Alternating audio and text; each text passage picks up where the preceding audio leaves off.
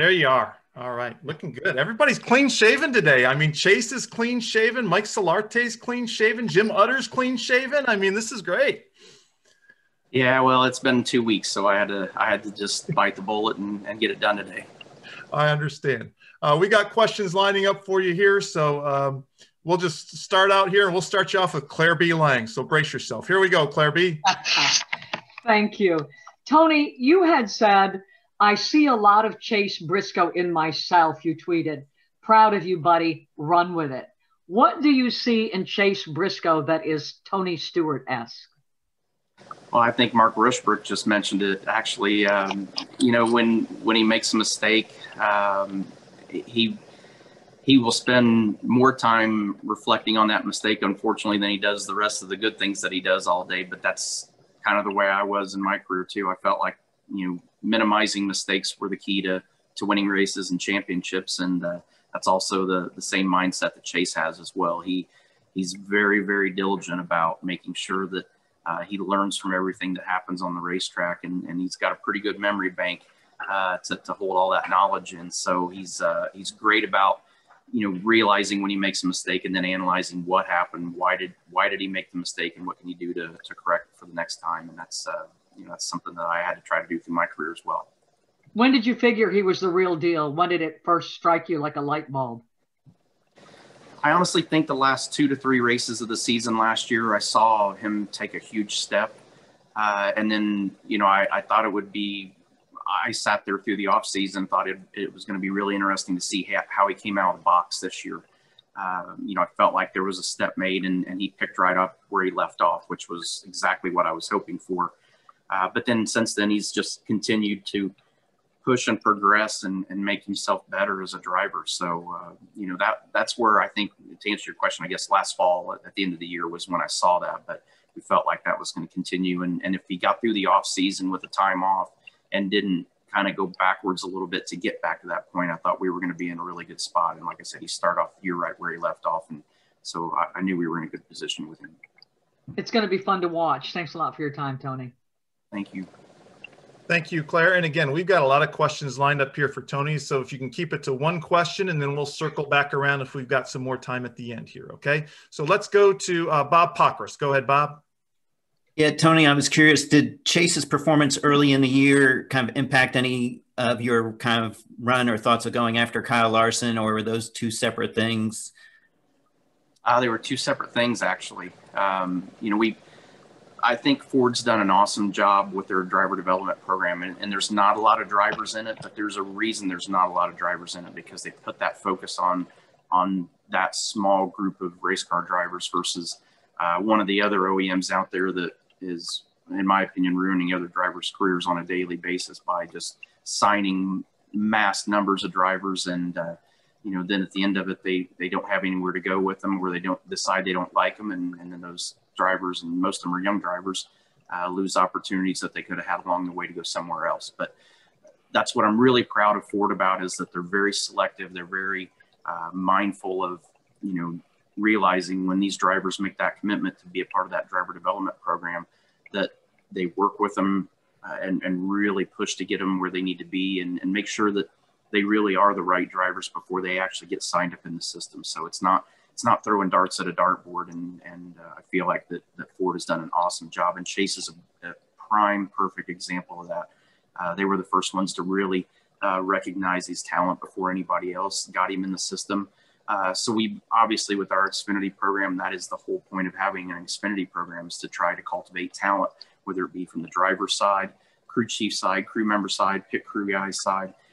That's what the Xfinity program is for us. And to be able to run Chase through that system with us, I mean, it was a natural transition to eventually get him from the Xfinity car to a Cup car. So the Larson piece was a whole separate side.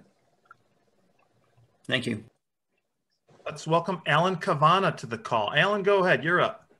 Hey, Tony. How are you? Good, man. Good.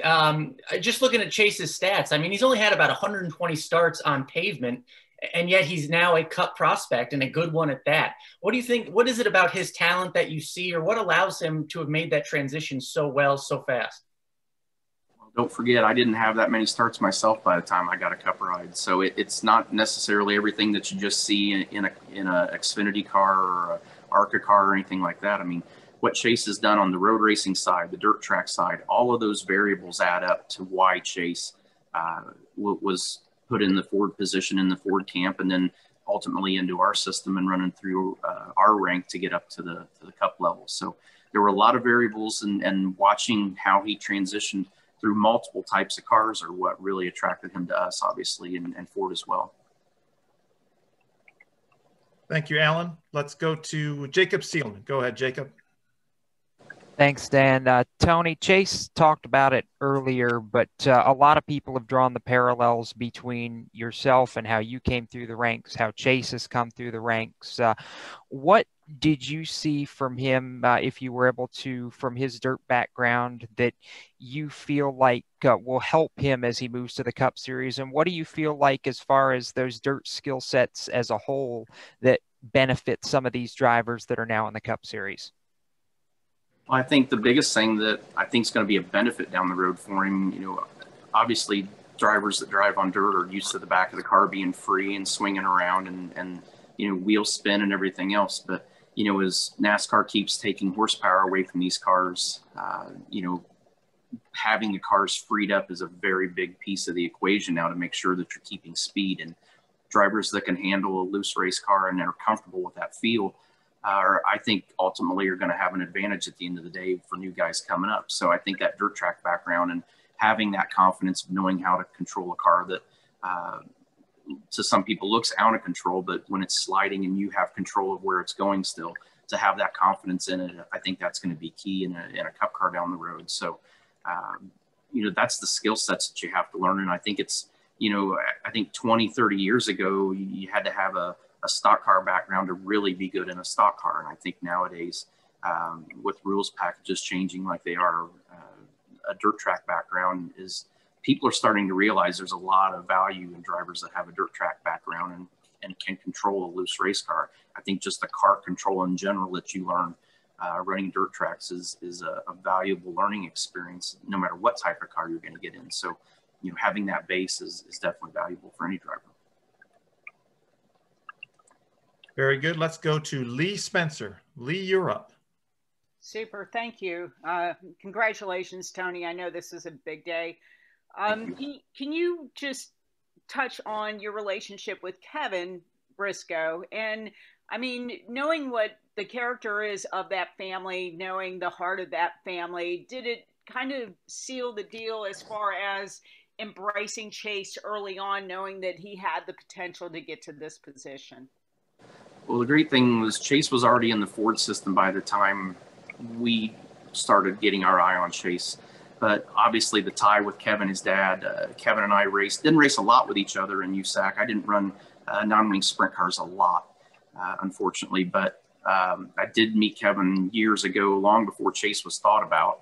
And, you know, to have that opportunity to have that friendship with Kevin, and we've maintained it through the years. And now to see son have an opportunity to not only be in our system, but now to get him in the Cup level and in the 14 cars, something that I think really is a neat story of how, you know, guys that, I mean, Kevin and I literally live just under an hour apart away from each other. And to think that, you know, we raced together and now his son's going to be driving the 14 car in the Cup Series is something that I think is a really cool piece. And, but that kid's deserved it. It's not been handed to him. He didn't come from a wealthy family. They were racers and they put everything they had into racing, and they did that with Chase as well. And you know, that investment has obviously paid off. Thank you. Take care. Thanks. Mike Solarte up next. Go ahead, Mike. Thanks, Dan. Hey, Tony, good to see you again. First off, I've just tweeted that you win for most impressive Zoom background. I love the room. I appreciate that. That was, I had, if you saw the contraption I have my phone sitting on to make this look the way it looks, you would, you'd give me an engineering degree as well. It's pretty impressive. It's absolutely worth it. I don't know how you're doing it, but it looks great. Obviously, having your name on the building, you want your organization to be as good as possible. Did Stewart-Haas Racing improve today with the hiring of Chase Briscoe for next season? I know you lose a great guy and a a wonderful spokesman for NASCAR in Clint Bowyer. But with Chase coming in, does this improve you guys in your entries? I mean, I feel like obviously that's part of why we made the decision. I love Clint. Clint is, you're not going to have more fun with anybody than Clint Bowyer, and you're not going to have anybody that's got any more passion, drive, and desire than Clint Bowyer. So losing him is a detriment, obviously. But looking down the road in the future of Stewart-Haas Racing, I mean, knowing that Clint was going to the booth in another year, we had an opportunity to get Chase, I think now at the right time, to get him in the car and work on the future. So, you know, we could have ran Clint another year in the 14 car, but I don't know that it really was going to progress the program any further than where we're at with him right now. So giving Chase an opportunity to get a year under his belt, and ultimately at the end of the year, it may not be a step forward in 1 year, but long term and down the road, I mean, we feel like Chase has a lot of potential to be, you know, you obviously have seen what he's done in Xfinity this year, and the competition level goes up when you go to the Cup Series, obviously, but we feel and have a lot of confidence that he has what it takes to be a great Cup driver. So in year one, at the end of the year, will we say it was a great decision? Maybe or maybe not. I mean, I hope he goes out and rattles off 3 wins and wins Rookie of the Year next year and ties our record for most wins as a rookie. But the big picture is what we're looking at, and I feel like even if the first year is a struggle for him, we're committed to him, and we're going to make sure we get him where he needs to be, and I think we will have a lot of success with him down the road. Thanks very much, and keep Bowyer out of that room.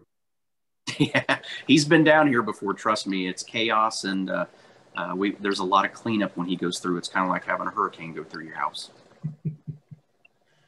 All right, let's go to Woody Kane, MRN. Go ahead, Woody. Hey, Tony, appreciate your time. You mentioned down the road, and that's what I'm interested in most. You'll have a year for Chase to kind of get acclimated to his team and all that before switching over to the next-gen car. From an owner's perspective, from an organization's perspective, what kind of a change do you think that will be both for the drivers and for your team financially? How will that help or not be as great as everybody thinks it might be? What do you think? Well, financially, it shows on paper that it's going to be a huge improvement for all the teams. And I think, you know, especially the bottom third of the field, it's a great opportunity for them to be able to be more competitive with the top third tier teams. So I think all in all, that's going to be a great thing. Getting Chase in a car this year, getting him used to his team, getting him used to the drivers, the tracks in a Cup car, I think is a valuable learning year, even though you're going to be switching to a different car the next year. But I think having him get that experience this year with that group will even make year 2 and getting into that new car even put him at a more level playing field with everybody once he's got that first year under his belt. So everybody's going to have to start kind of from scratch when the new car comes out. But financially, it's good for the sport and good for the teams. And for Chase, I think getting this year is going to be valuable for him before he gets in that car. Thank you. Dustin Long, NBC Sports. Go ahead, Dusty. Thank you. Tony, I'm curious. I want to ask you about Kevin Harvick. You know, he gets another win, gives him 10 wins, and only 2 other guys have done that in the last 25 years. And Harvick would be doing it at an age when most people are looking at retiring, or most people think drivers should retire at this elite level. How has he maintained this? Is he something that's so extraordinary and out of the ordinary type of individual, or is this a progression of drivers can have greater success at older ages and we shouldn't be judging them once they reach 40? Well, I think you're definitely right on that. I mean, you look in different forms of motorsports, there's drivers that are over the age of 40 that still win a lot of races, win a lot of championships as well. So I think that's I feel like, and I can't remember how many years ago, this wave of starting to try to find these 14, 15, 16-year-old drivers, that was the huge push for everybody. And I feel like they've really put an emphasis in an area that they've overlooked some really good talent. And I think Kevin's a perfect example of that. But I'm also going to go back to years ago, and I've said it then and all the way to present, and I'll still continue to say it. Kevin Harvick is the complete package. He's a great race car driver. He was a great owner. He's great at building teams. He's great at managing teams. He understands how partnerships and sponsorships work in the sport. And he also has a great management company. So Kevin Harvick single-handedly is the most well-rounded driver in NASCAR right now, has been for years. And that's why someone like him is able to do what he's done this year. I mean, he has the ability every week to go out, and if we can give him a car that's close and in the ballpark, he can do the rest of the work and get it the rest of the way. And on days that the car is perfect and he's perfect, you've seen what happens. So it's proof that you don't have to be a 14, 15, or 16-year-old driver to be great. And all this emphasis on finding the next young guy. There's other guys in the sport that, I mean, look at how Martin Truex Jr. I mean, Martin had been around the sport for a long time. One variable changed in the equation, and all of a sudden Martin is a championship caliber driver. So I laugh and I make fun of all the organizations that are looking for these super young kids that are kids. Some of them don't even have their driver's licenses, and their parents are having to drive them to the race shop. And I'm like, you have to let these kids grow up. They aren't mature yet. They're great race car drivers, but at the same time, I've also told people that tell me how good their 14 or 15 or 16-year-old kid is. I said, well, has he crashed hard yet, or her? And when they say no, I said, well, don't tell me how good he is till he comes back from a hard crash, and then let's see how good he is, because then you're going to find out what you've got. So a lot of these young guys, the cars are so safe, they feel like they're invincible in them, and they all run fast, but they don't have the savvy and the background that someone like a Kevin Harvick has and a Martin Truex has, to sit there and go out and understand why they're doing everything the way they're doing. And that's why you see a guy like Kevin Harvick have the success that he has. Thank you. Steve West has been waiting patiently. So Steve, your long wait is over. Go ahead. No worries on that one. Congratulations on the announcement, first of all. Second of all, it was kind of brought up a little bit earlier with the Gen 7 stock car coming up here very soon. Was there any consideration at all to have Chase wait until that car debuted, or did you feel it was better for him to come up now and get used to the team and develop that relationship? 100%. I feel like it's better to have him out on board now. Like I said, just to build a relationship with the team, to learn the different drivers that he's racing with at the Cup level and the competition going up. I felt like that was very valuable before we introduced him into a new car. So at least where they're at now, the Xfinity car and Cup cars are a lot more alike than you think. So it's a smaller transition car-wise, but the competition level is going to be different. He's working with a different team, different crew. I feel like that experience is, you can't put a price tag on that. So to be able to get him in a car early before the next gen car comes out, I think is an advantage for us for sure. All the best the rest of this way, both in Cup and Xfinity for all your teams. Thank you. I appreciate that. Thanks, Steve. And let's move on to Ben Johnston. Go ahead, Ben. Thanks, Ben. Hey, Tony, congratulations on today's announcement. First off, can I just say that I really want your car in the background there? I would love that car. But seriously, on a serious note, how excited are you on a personal level to have Chase coming into your team next season? Both, obviously, as you said, you're looking forward to having the kind of springboard for him going into the next gen, but also in terms of having an experienced teammate, whoever it may be it Kevin or whoever it is, alongside him next season. No, we're super excited about it. It's, like we said, Ford saw his potential early.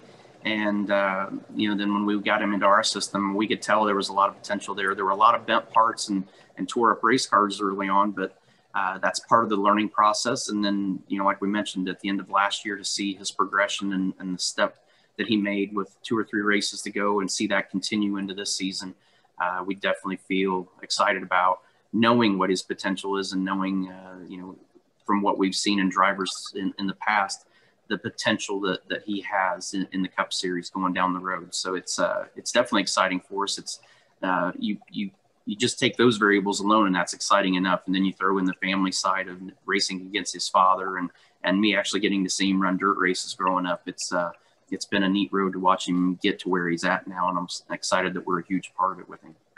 Excellent. And in terms of that, do you know exactly when you'll have a completed driver lineup for next year?